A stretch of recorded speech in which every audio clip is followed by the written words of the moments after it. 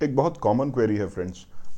कोई भी serious illness अगर हो, बहुत गंभीर बीमारी हो या खासतौर पे ब्रेन की कोई प्रॉब्लम हो, तो अटेंडेंट्स को एक जेन्युइन क्वेश्चन हमेशा ये आता है कि अगर उनके पेशेंट्स किसी भी रीज़न की वजह से अस्पताल में आईसीयू में एडमिटेड हैं, खासतौर पे वेंटिलेटर पर हैं, तो वहाँ पर सबसे बड़ा एक जेन्युइन क्वेश्चन आता है कि हर एक के मन में ये सवाल होता है कि डॉक्टर साहब, मेरा पेशेंट कितने दिन वेंटिलेटर पर रहेगा। और कई बार इस बात का बहुत सेटिस्फैक्टरी जवाब नहीं मिल पाता है, तो जाहिर सी बात है इससे बहुत एंक्शसनेस होती है और कई बार ये भी लगता है कि हमारे मरीज़ का ट्रीटमेंट ठीक चल रहा है कि नहीं। तो देखिए, ये टॉपिक अपने आप में है तो बहुत बड़ा, लेकिन मैं इसके बारे में कुछ बेसिक पॉइंट्स आपको बताना चाहता हूँ। देखिए, हमारी हमारी बॉडी के ना कुछ बहुत कोर फंक्शंस होते हैं, जैसे सांस लेना। जैसे हमारी बॉडी में जो हार्ट रेट एक डेवलप होता है, जो हार्ट बीट करता है, वैसे ही हमारी बॉडी एक ब्लड प्रेशर मेंटेन रखता है। तो ये बॉडी के बिल्कुल कोर फंक्शंस हैं। मतलब इसके बिना बॉडी सर्वाइव नहीं करेगी। तो आईसीयू में हम जब भी वेंटिलेटर पर डालते हैं, तो वो सांस के लिए आप उसे मान लें कि एक बैसाखी की तरह है। अगर पेशेंट ठीक से सांस नहीं ले पा रहा है, तो हम उसे वेंटिलेटर का सपोर्ट देते हैं। अब जब सवाल यह उठता है कि ये वेंटिलेटर के सपोर्ट से पेशेंट बाहर कब आएगा, तो देखिए, प्राइमरीली तो ये इस पर डिपेंड करता है कि मरीज की वो एक्चुअल प्रॉब्लम क्या थी जिसकी वजह से उसे वेंटिलेटर पर डाला गया। अगर वो प्रॉब्लम ऐसी हो कि वो दवाई से 2 दिन में, 4 दिन में या 6 दिन में, डिफाइंड मतलब एक डिफाइंड टाइम पीरियड में अगर वो प्रॉब्लम सॉल्व हो सकती है, तो फिर वेंटिलेटर से निकलने का चांस उस टाइम पीरियड में संभव हो जाता है।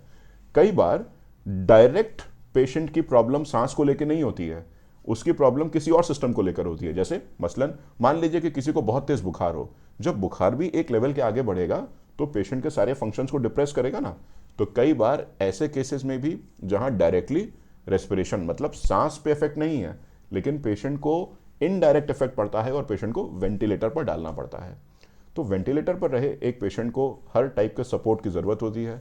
उसको न्यूट्रिशन भी चाहिए, उसको दवाइयों का भी सपोर्ट चाहिए, उसको सांस के लिए भी सपोर्ट चाहिए।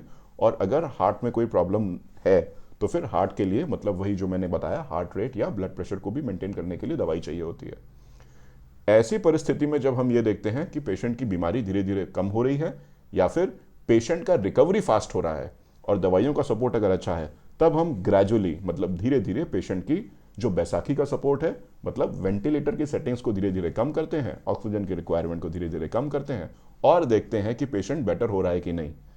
तो ये प्रोसेस लेकिन कभी भी एक सिंगल लाइन में नहीं चलता है। इसमें गिरना पड़ना भी हो सकता है, कभी अच्छा होना, कभी नीचे आना भी हो सकता है। इसीलिए कई बार एज डॉक्टर्स हम आपको ये एक बिल्कुल डिफाइंड टाइम नहीं बता पाते हैं कि पेशेंट वेंटिलेटर पर कब रहेगा।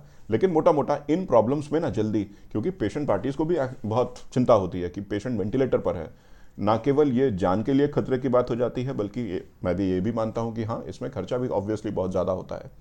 तो एज डॉक्टर्स हम यही चाहते हैं कि हम आपको वो इन्फॉर्मेशन दें जिससे कि आप लोग प्रिपेयर्ड रहें, चाहे वो अच्छी बात हो चाहे बुरी बात हो। लेकिन अगर आप लोग प्रिपेयर्ड रहेंगे तो बहुत अच्छा रहेगा।